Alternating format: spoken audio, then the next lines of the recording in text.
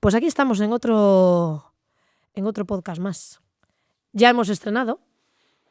Sí. Hemos tenido una acogida muy buena. Has tenido una acogida muy buena y tenemos infinidad de peticiones para preguntarte. Vamos a empezar a hablar por algo que ha pasado. Has comentado además en redes, has hecho un vídeo de ello, de la OPA del BBVA con el Sabadell. Lo explicaste, lo que pasa que en Instagram colgamos vídeos más reducidos y me gustaría, y a la gente le gustaría que profundizases un poco en el por qué se hace esta OPA, a quién beneficia y a quién perjudica. Bueno, vamos a ver, lo primero es que hay que entender que el sistema bancario no es una cosa de los banqueros, que afecta solo a los banqueros, afecta a la sociedad. Lo que le sucede al sistema bancario afecta a la sociedad en general. ¿Por qué? Porque afecta a los empresarios, porque los empresarios necesitamos dinero. ¿Quién suministra el dinero a los empresarios? Cada vez hay más fuentes, pero durante mucho tiempo, era la banca. Por tanto, lo que le pasara a la banca le pasaba a la empresa porque le afectaba la capacidad de obtener financiación para sus empresas. También afecta a las familias, porque las familias piden créditos para comprarse casas, créditos para vivir o créditos para el consumo. Eso es lo primero. Los problemas de la banca no son problemas de los banqueros, son problemas de la sociedad. Segundo, a pesar de ser un problema de la sociedad no se ha dado cuenta de lo que ha pasado en este país con el mundo bancario. Había unas cajas de ahorro que representaban el 50% del sistema financiero español. Y había 7 grandes bancos y una serie de bancos pequeños. Todo eso se sometió a un proceso de concentración tan alucinante que al día de hoy, en lo que es el aspecto bancario, quedan 2 grandes bancos, el BBV y el Santander. Y en el tema de las cajas queda una caja, que es la Caixa. De tal manera que los empresarios hoy tienen que saber que si se llevan mal con la Caixa, el BBV y el Santander, están cortocircuitados. Pero es que ¿cómo es posible que en un país se haya producido semejante concentración del sistema bancario que le afecta a los empresarios sin que ninguna organización empresarial haya dicho ni esta boca es mía, ni haya participado, ni haya protestado, ni haya dicho a dónde nos lleva esto? Pues es curioso porque el empresariado español parece que está al margen de los problemas, como si no fueran con él. Y claro que van con él. Claro que van con él. Porque hay muchas empresas que pueden funcionar y que van bien y que pueden perecer por falta de circulante. Y el circulante es crédito bancario. En este contexto, seguir concentrando la oferta bancaria no tiene sentido. Podría tener un sentido si uno de los 2 bancos está muy mal y no hay más remedio para evitar un caos y tal. Pero es que el Sabadell no está nada mal, por lo menos las informaciones que tenemos es que no está nada mal. ¿Tiene sentido esa OPA? Hombre, si yo soy el BBV, yo claro que me gustaría poder comprar un banco que me da un mayor margen de actuación en el mundo de las pequeñas y medianas empresas. Es lógico que el presidente del BBV quiera hacerlo. Si yo soy el Sabadell, pues no tengo por qué someterme a la disciplina de un tercero cuando me va muy bien, cuando he trabajado mucho y tengo mi clientela. Pero eso es un problema del BBV de Santander. Aquí lo que cuenta es, y yo, sociedad, yo, empresario, ¿qué tengo que opinar? Pues es muy fácil. Si ahora tengo la posibilidad de pedir un crédito en el BBV y otro en el Sabadell y ver quién me ofrece mejores condiciones, el día de mañana ya solo tengo uno. Por tanto, se ha reducido todavía más la oferta para el sistema de financiación.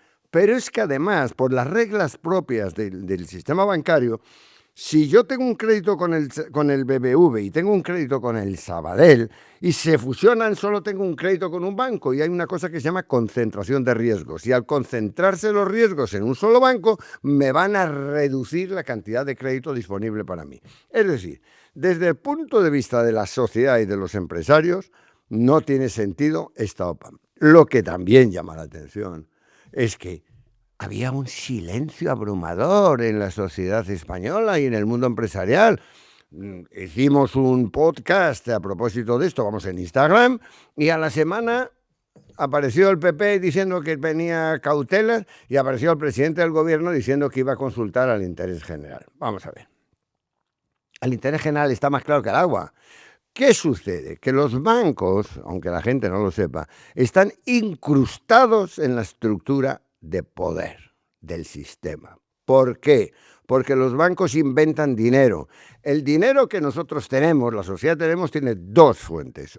Una los billetes que emite el Banco Central. Antes los emitía el Banco de España, ahora el Banco Central Europeo. 2, el dinero bancario.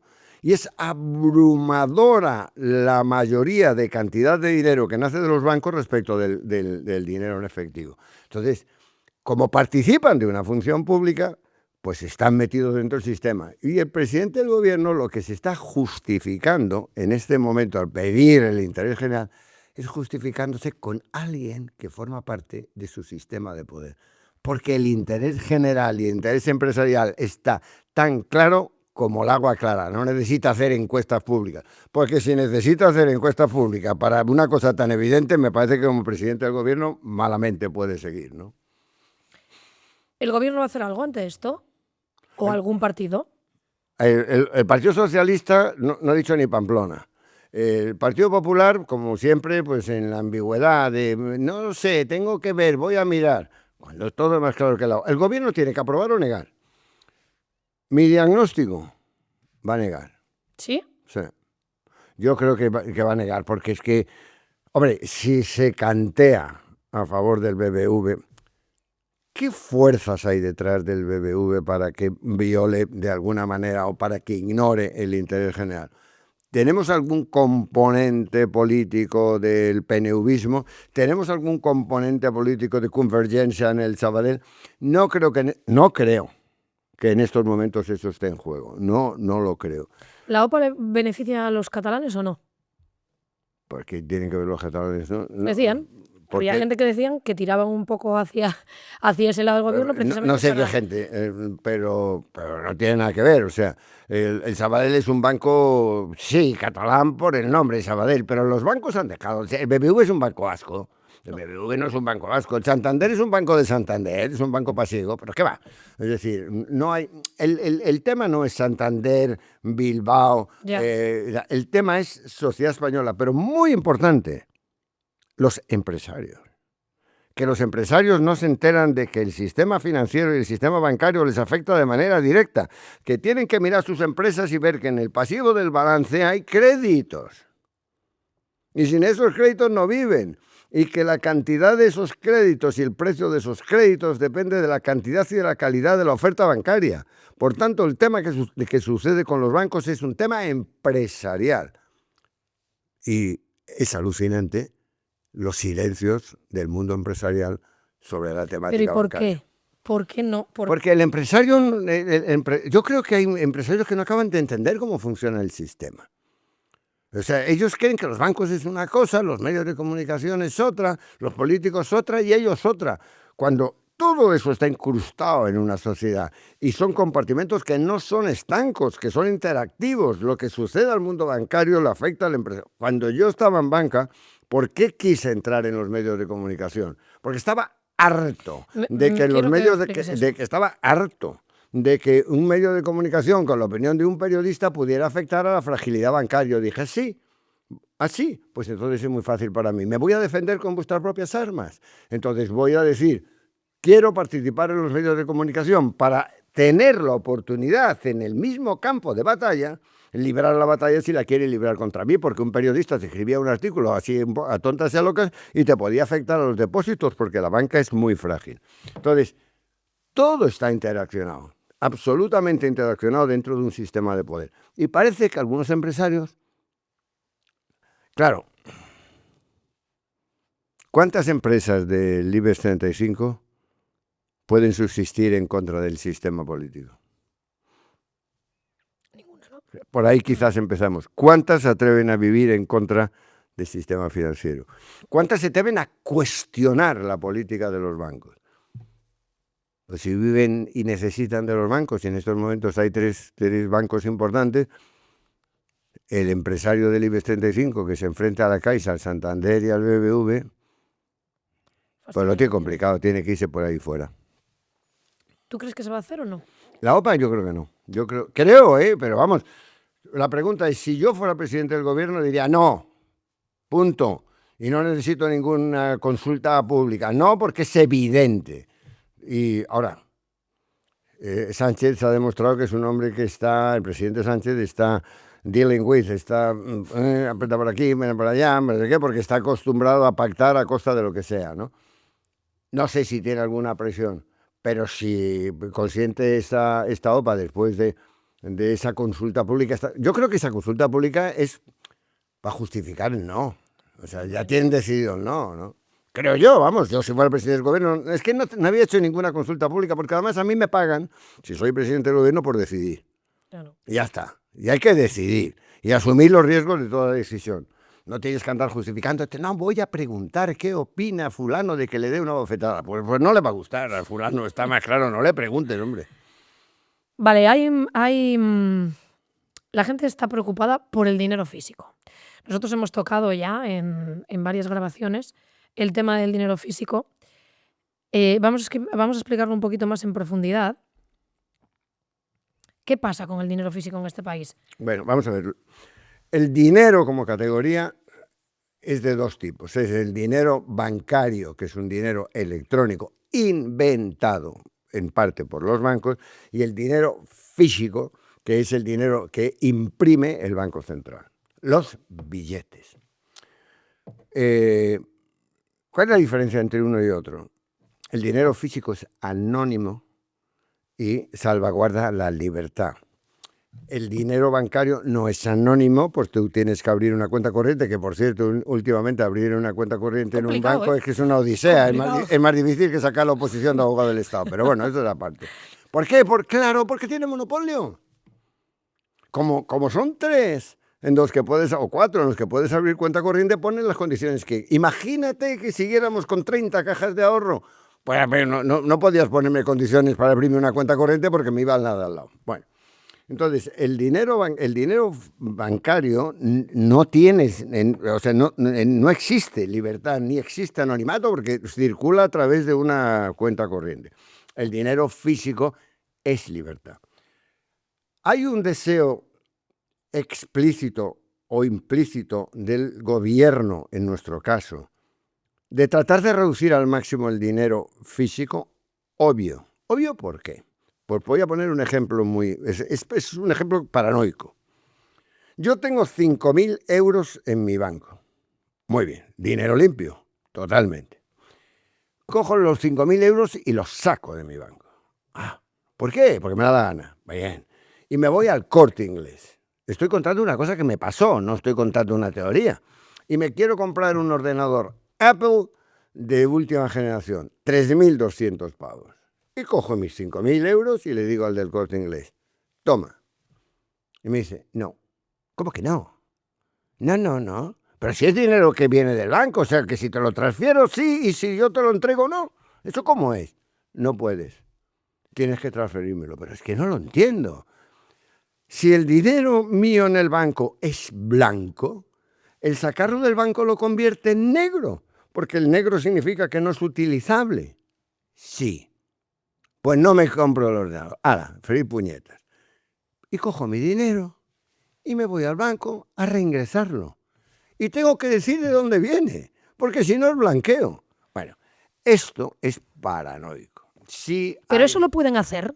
Eso claro que lo pueden hacer, está en la ley. Está en la ley. Y de nuevo la sociedad española calladita y aquí no dice nadie nada y esto es una barbaridad. ¿Por qué? Porque no se atreve nadie a meterse con los bancos. Esto es un mecanismo de protección porque los bancos tienen el sistema de pagos y si tú pagas en efectivo no cobra una comisión nadie.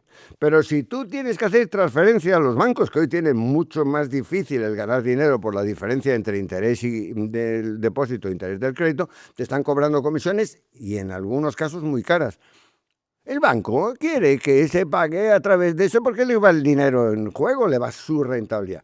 Por eso, en el mundo de las criptomonedas, lo que se está haciendo es crear mecanismos de transferencia A, mucho más rápidos, B, mucho más baratos. Y esa es una gran competencia bancaria que también va a pasar con el euro digital. Bueno, pero aparte de que el gobierno quiera, tenemos que admitir que sociológicamente, aunque no se han dado cuenta de la importancia de lo que pasa, la juventud no maneja dinero físico. No sabe. No tiene, de hecho. No le interesa. Se inventa el Bizum. El Bizum, que es un mecanismo de transferencia bancaria entre dos cuentas bancarias. Claro. El banco estimula el Bizum. ¿Por qué estimula el Bizum? Porque cobra, aunque la gente no se da cuenta. Porque si transfieres 100 euros y a lo mejor te cobran, yo no sé lo que te cobrarán, pero 0,5, por ejemplo, porque yo no lo uso. Pero claro, son muchísimos millones de cientos de euros. Y la cantidad de dinero que los bancos ganan con el Bizum tendríamos que ponerla encima de la mesa. Entonces la juventud no se percataba de la importancia del dinero físico hasta el apagón. En el apagón se dieron cuenta. Nosotros, yo en concreto, llevo mucho tiempo diciendo que no se debe de eliminar el dinero físico porque es libertad. Pero le es mucho más cómodo a la juventud caer en esa trampa. Digo trampa porque ya, una vez que la juventud ya utiliza el dinero físico, tienen sociológicamente preparado el campo para el euro digital. Y una simple reflexión. ¿Quién fue el primero en inventar la moneda digital? China. ¿Con qué propósito? Con tener el control total de su economía en el mundo monetario y financiero. China. Partido único. Punto. Supuestamente comunista. Emitió el yuan digital. Si uno ve el proyecto de euro digital, la pregunta es: ¿hay mucha diferencia entre lo que van a hacer el Banco Central con el euro digital y el yuan digital de los chinos? No. O sea, el euro digital también es para controlar la economía. Sí. ¿Y la vida privada? Sí. Porque te dicen que no, que va a ser un poco anónimo. Un poquito anónimo. Verás como al final el euro digital lo van a implementar en trocitos por una razón, de nuevo, para proteger a la banca. Porque tienes que comprar euros digitales, ¿no? Sí. ¿Con qué dinero? Con el que tienes en la cuenta corriente. ¿La tienes que sacar del banco, no? Sí. ¿Para comprar euros digitales, no? Sí. ¿Y dónde está el euro digital? Aquí. Aquí. En un wallet que controla el Banco Central. Entonces, si a los bancos les quitas depósitos, le estás haciendo un agujero en su estructura de negocios. Verás cómo al final limitarán el euro digital, por lo menos al principio, a pagos, y tú no podrás tener más de una determinada cantidad. El proyecto inglés de euro digital es todavía más rotundo. Pero una vez que ellos dicen, no queremos que vaya a desaparecer el dinero físico. Pero una vez que el dinero físico ya sea absolutamente marginal, entonces harán que el euro digital se implemente dentro de plataformas bancarias para que los bancos sigan ganando dinero cada vez que tú utilices el euro digital. Tú dirás, no es posible. Este es un país en donde lo improbable y lo imposible se acaba transformando en realidad tangible.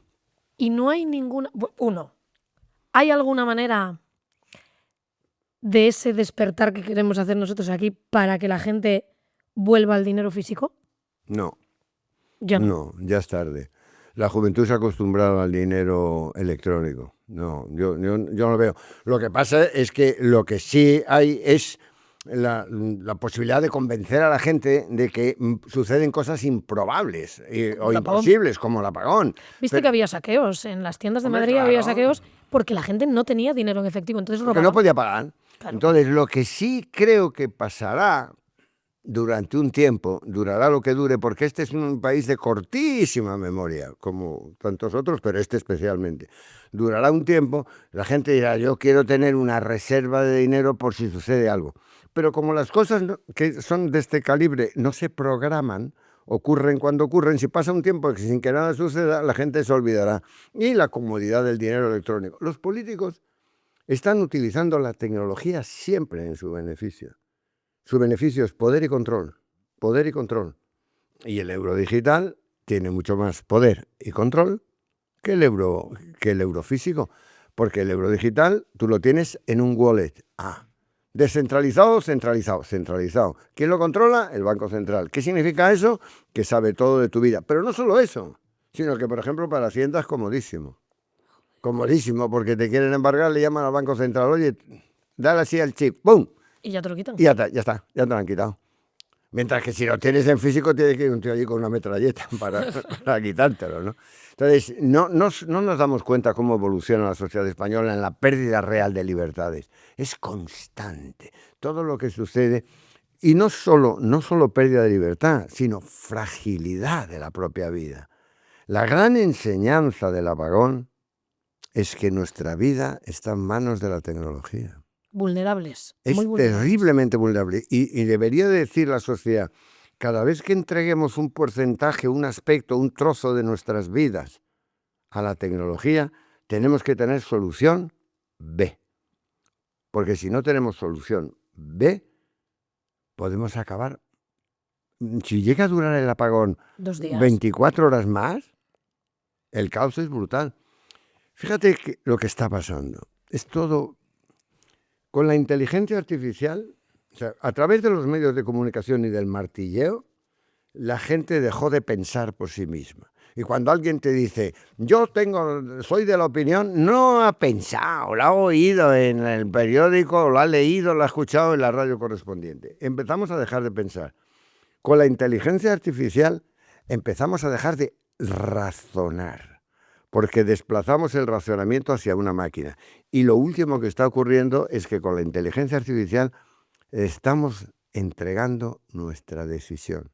Si me quiero ir en coche desde Sevilla a Vigo, le pregunto a la inteligencia artificial cuál es el mejor camino, por dónde tengo que ir, en qué restaurante tengo que parar, cuándo he hecho gasolina. Lo pensamos ya. Y está decidiendo nuestras vidas. La inteligencia artificial, y va a más. Entonces, el producto humano, ayer en una cena me preguntaba, ¿qué crees que está pasando con la inteligencia humana en relación con la inteligencia artificial? Que va para atrás, porque la inteligencia es un músculo, la capacidad intelectiva es un músculo que hay que entrenar, como hay que entrenar el cuerpo para saltar o para correr o para boxear. Si nosotros dejamos de pensar por nosotros mismos, si dejamos de razonar, si dejamos de preguntarnos el porqué de las cosas, y en vez de preguntarnos a nosotros mismos el porqué, cogemos el aparatito, le metemos ahí chimping, y le preguntamos al ChatGPT o a la otra, que hay miles de inteligencia artificial, le preguntamos, y una vez que nos ha respondido decimos, pues qué bien, pues eso reduce y el ser humano en inteligencia va para atrás. ¿El euro digital se puede parar? ¿O tú crees que se va a implantar? Yo creo que también. No se puede parar. Verás, el único que lo ha entendido bien es Trump. Trump ha dicho, no quiero un dólar digital, porque entiende que el dólar digital sería un mecanismo más de control de la economía, nada más. Pero ha dicho más. Ninguna moneda digital es aceptable en las transacciones en Estados Unidos. ¿Por qué ha dicho eso? ¿Solo por convencimiento ideológico? Aparte de convencimiento ideológico, porque el yuan digital está creciendo de una manera descomunal.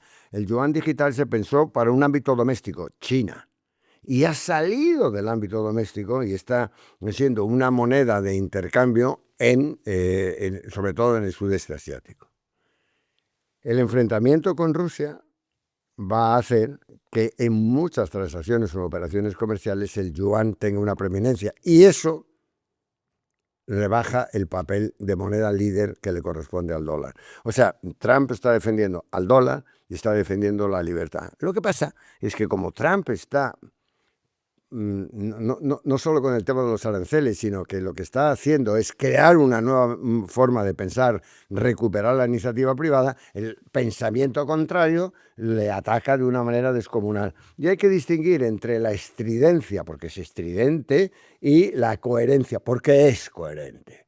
O sea, el problema de las formas de Trump no nos debe de hacer olvidar el contenido de lo que está diciendo, porque ese contenido es importante. Hay una cosa que es obvia, la gente no lo entiende. Vamos a ver, Estados Unidos tiene déficit comercial. ¿Qué significa? Que importa más que exporta.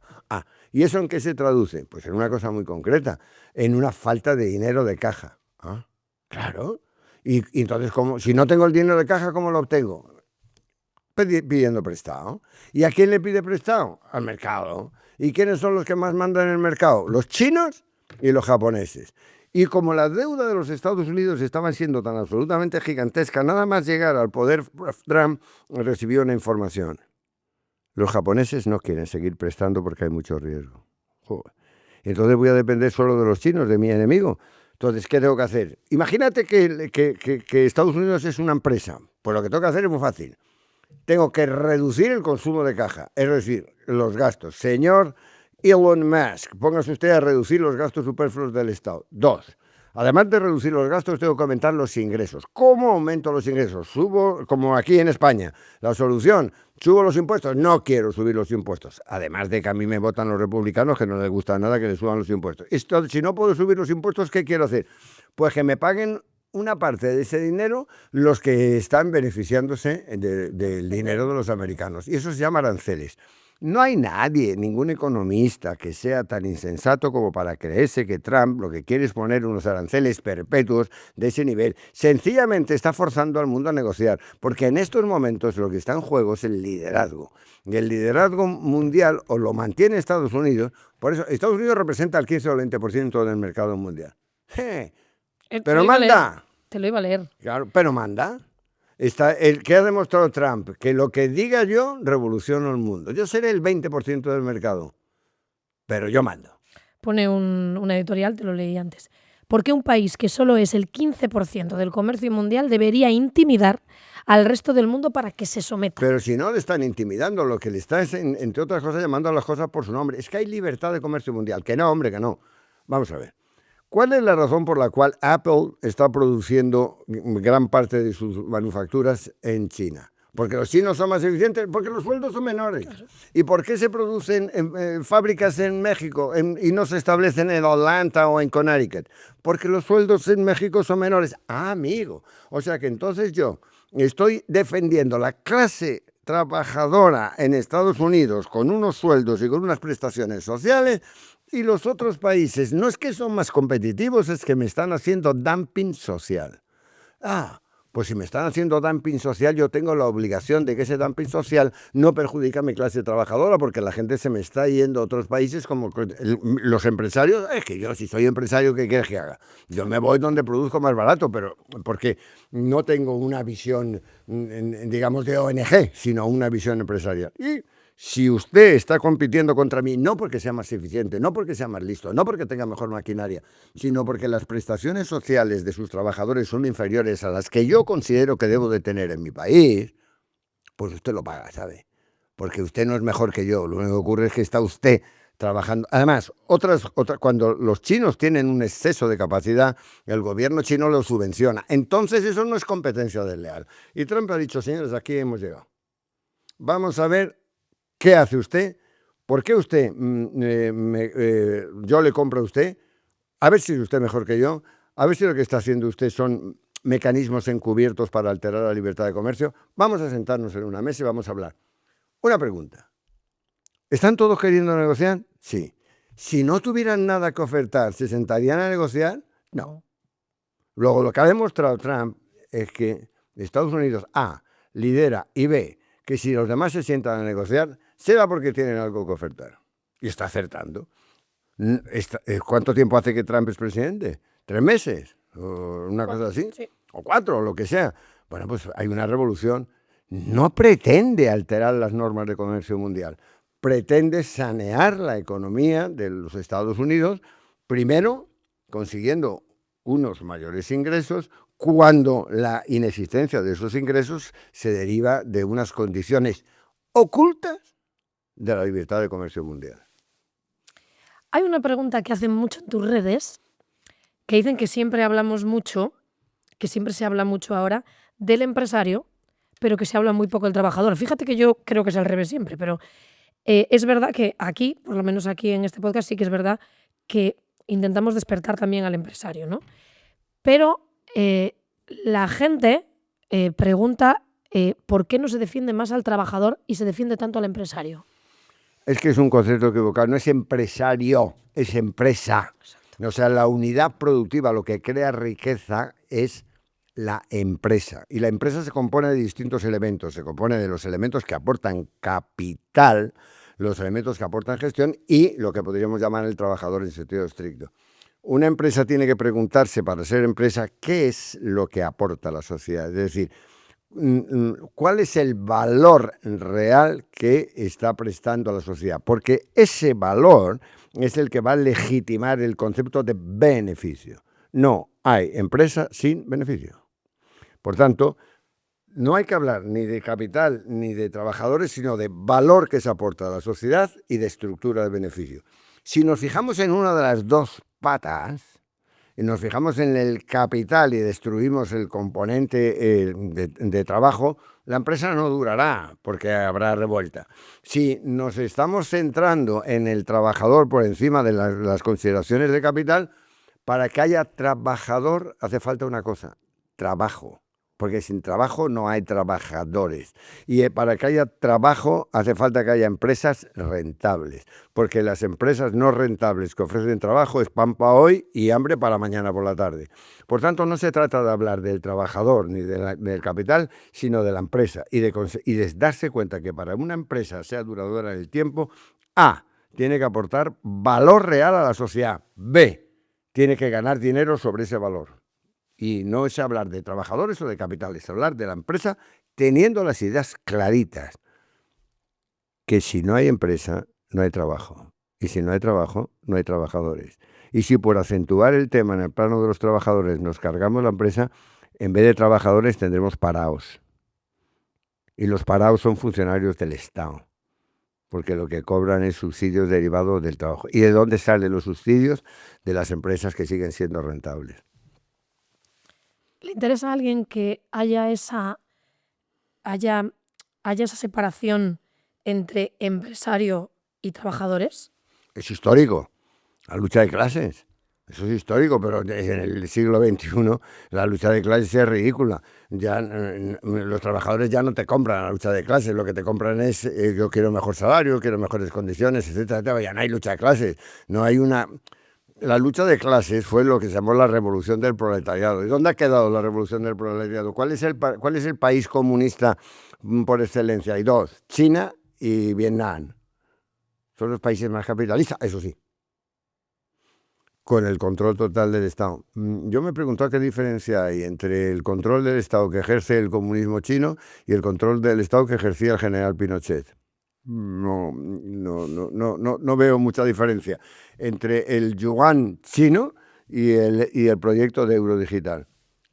Palabras. Hay que trascender de la literatura a la comprensión. Pero como estamos acostumbrados a quedarnos flotando con las palabritas y no entramos en los conceptos, no entendemos nada. Y por eso estas cosas que estamos haciendo aquí es tratar de explicar qué es lo que está sucediendo. No solo desde el punto de vista teórico, porque yo puedo tener más conocimientos teóricos que otro, pero sobre todo yo tengo experiencia. La gente que habla de los bancos nunca se ha sentado en la presidencia de un banco a tomar decisiones. Yo, sí. ¿Qué es lo más difícil que hiciste tú? ¿Qué decisión fue la más difícil de tomar tú estando de presidente del banco? Romper la OPA con el Banco Central. Porque era un proyecto que podía ser un proyecto fantástico para la creación de un grupo industrial extremadamente potente. Pero como el que iba a comandar esa operación de fusión era Mario Conde, ellos intentaron echarlo de Banesto y ahora de repente aparecía como el que más mandaba, no ya de Banesto, sino en Banesto y Central, etcétera, etcétera. Y utilizaron, que eso es lo trágico, utilizaron a empresarios que vivían en su órbita para boicotear la fusión. Y yo me di cuenta que estaba peleando contra un imposible y estaba renunciando a un proyecto que hubiera cambiado la economía española, porque los socialistas en aquellos años lo que querían era bancos rentables. Se habían olvidado de cuál era la misión de la banca. La misión de la banca nació para financiar a los proyectos empresariales, para contribuir a la creación de riqueza. Por ejemplo, Banesto nació para financiar la extensión del ferrocarril hacia abajo, hacia el sur. Nuestra primera sucursal de Banesto como banco fue Linares, La Carolina. Entonces, Los socialistas de entonces, influenciados por el Fondo Monetario Internacional y no sé qué historia, lo que querían eran bancos muy rentables, no bancos que financiaran a la industria. Cuando yo les decía, pero hombre, por Dios, si nosotros hemos nacido... No, a mí no me interesan las industrias, no me interesa. A mí me interesa que el banco sea rentable y que no me dé problemas. Pero si el banco es rentable y no te da problemas, quien te da problemas será la economía real. ¿Qué es lo que pasó? ¿Qué es lo que pasó? Cuando los bancos dejan de poner su mira en los empresarios para situar su mira en el ganar dinero financiero, hemos perdido, entre otras cosas, el sentido verdadero de la banca y nos vamos a una sociedad especulativa versus una sociedad industrial constructiva. Hay muchas preguntas que te haría, pero en el directo que hicimos el otro día nos centramos un poco en que la gente, ¿no? Hablase de lo que quería, que los temas que querías que tocasen.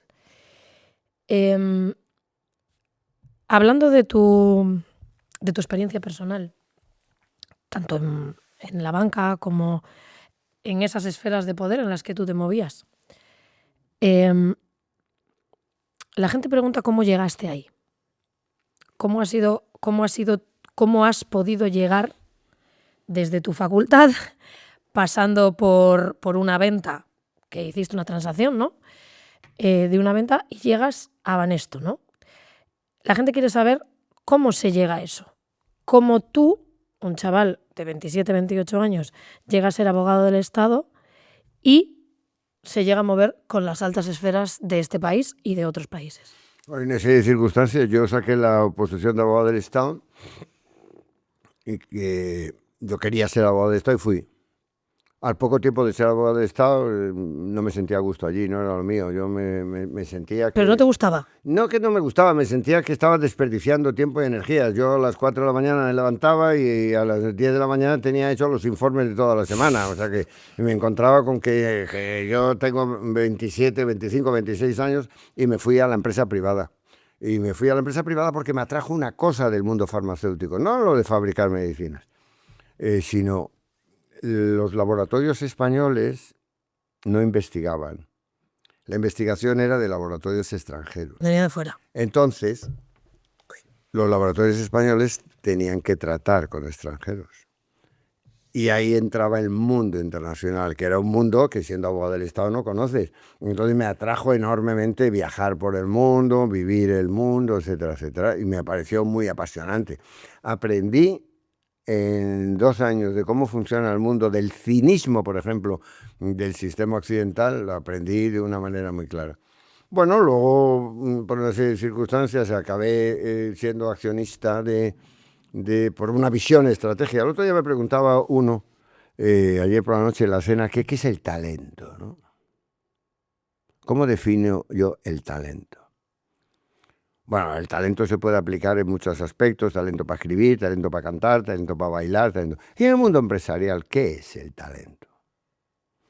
La capacidad de ver en los elementos del presente el desarrollo previsible del futuro. La capacidad de ver, yo estoy ganando dinero con mi empresa, preguntarte, ¿por qué?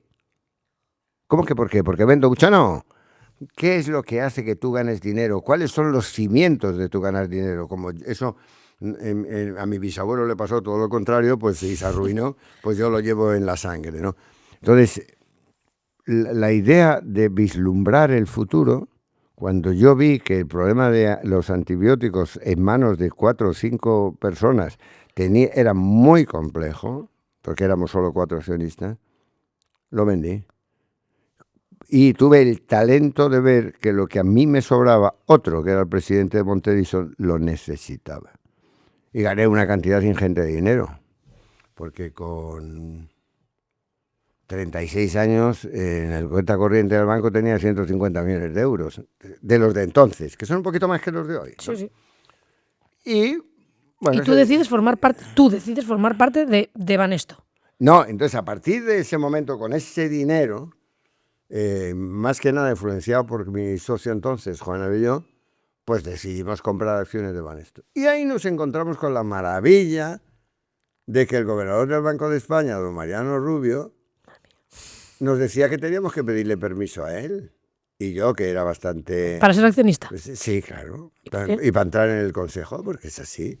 Entonces, bueno, yo quiero que seáis consejeros, porque el socialismo había diseñado una estrategia de dominación de la banca. Como es carísimo comprar bancos, ahí tuvieron una visión muy lúcida. Es más barato comprar presidentes. Ponemos a gente. Entonces vamos a ir nombrando presidentes. Y el Banesto estaba ya pensado. Y de repente aparecen dos personas, y aparece un Pepito Grillo, un tal Mario Conde con 37 años que empieza a dar la lata y tal y cual, y no se les ocurre más solución que, primero, tratan de comprarme mis acciones. Y yo había invertido 60 millones de dólares y el señor Sánchez de Sahín me ofertó doblar la cantidad en un año. No, en meses. Y no quisiste. Y mi mujer, entonces, mucho más lista que yo, dijo, cógelo. Y yo, más tonto que Pepito Grillo, dije, no lo cojo, porque me parecía que estaba en juego algo más que dinero. Estaba en juego no ceder Tú sabías al poder, que no querían, al claro. poder. No, es que te estaban comprando. Yeah. Te estaban comprando y yo no me quería vender. Tú ahí te diste cuenta de que ibas Y a... ahí me di cuenta de lo que era el poder sobre... Entonces, la jugada le salió al revés. Le salió al revés. Y le salió al revés porque eso fue lo que hizo encumbrar a aquel chaval de 37 años que se oponía a todo un sistema y la gente entendió que aquella famosa OPA que estaba todos los días en la tele era la lucha de un chaval contra unas fuerzas políticas y unas fuerzas... Y se generó un encumbramiento, ¿no? O sea que, en el fondo, la pregunta, ¿cómo es que llegaste a tener ese encumbramiento? Pues la culpa la tiene el señor que decidió al Banco de Bilbao que me hiciera una OPA. Ya está, no, fue así. Y ahí es cuando se generó el mito. Pero a mí ese mito no me gustaba. No me gustaba nada. Porque ¿qué es lo que la gente veía? Un tipo joven, supuestamente guapo, con 37 años y que era ni más ni menos que el presidente más joven de la historia y muy rico y no sé qué. Ese era un estereotipo que a mí no me gustaba porque eso no es lo que había que vender a la juventud. Porque nadie hablaba de que era abogado del Estado, nadie hablaba de lo que yo había estudiado de esto, nadie hablaba de las horas en que estaba desde las 4 de la mañana estudiando para ganar la oposición, nadie hablaba de lo que me costó comprar las acciones de antibióticos, nadie hablaba del esfuerzo, del trabajo. Yo no salía, yo no me divertía, yo trabajaba, pero parecía que eso de ser presidente de tal... También es verdad que hubo una cosa muy positiva, que es que se abrió una puerta de luz a la sociedad española. ¿Por qué? Porque si tú hubieras estado allí a una edad determinada, tu hijo podía ser bancario, pero no banquero, porque eso estaba estratificado dentro de una estructura social rígida. O eras un nominado del poder o eras un nominado de las familias que tradicionalmente habían dominado la banca española. Y de repente apareció un elemento que, sin corresponderse con eso y con su dinero, abría la puerta. Es posible ser banquero. Entonces, para una madre y para unos jóvenes, esa fue la versión buena del mito, ¿no? Prendió dentro. Dice Cioran, el filósofo rumano francés, cuando un mito engarza y echa raíces en el alma, quitarlo es muy difícil. Porque cargarse en aquel momento Mario Conde era decirle a una madre, tu hijo no puede ser banquero. Es decirle a un joven muy estudioso y muy valioso, tú podrás ser bancario. No querían que muriera ese mito, pero lo sabían. Por eso 30 años de campaña, diciendo barbaridades, 4 ingresos en prisión. ¿Y qué han conseguido? Aparte de hacerme pasar momentos extremadamente dolorosos de mi vida. Han conseguido que hoy la gente, que no quería perder el mito, se abone a lo que sí me siento orgulloso, a la resistencia, a la coherencia. El ser humano puede optar por 2 caminos en su estructura moral y de comportamiento. El principio de lo conveniente y el principio de lo coherente. El principio de lo conveniente lo definió muy bien un rey de una taifa sevillana. Si hay que ir a la guerra, vete. Pero si ves que no puedes ganar, engaña y traiciona. El principio de lo coherente es sé tú mismo. No pongas en almoneda tus valores, porque al final de tu vida, cuando mires para atrás, si has obedecido a lo conveniente, bueno, lo mismo has triunfado formalmente, pero en tu fuero interno te sentirás una basura. Y si has seguido lo coherente, a lo mejor te cuesta más triunfar. Pero eso se respira. Es decir, en estos momentos la figura es distinta. La figura transmite, suda coherencia. Sobre todo cuando nadie lo pensaba. Anoche una persona me decía, ¿cómo es posible, con tantos años de prensa, que hoy para esta cena haya 250 peticiones cuando solo cabían 20? Y yo, con un poquito de... como era mujer, le dije, ¿tú leías la prensa en aquellos años? Sí, claro. ¿Te parecía horrible, no? Sí. Te voy a hacer una pregunta. ¿Tú llegaste a imaginar en aquellos años y ante aquella prensa que hoy estarías aquí diciéndome a mí que había 250 peticiones? Silencio. Y dije, ¿sabes contra lo que he tenido que luchar también? Contra tu imaginación. Porque ¿cuántas veces, en cuántas conversaciones habías dicho, nada, está muerto, ya no hay nada que hacer? Muchas, ¿no? Pues no está muerto. Como dice, estaba tomando cañas.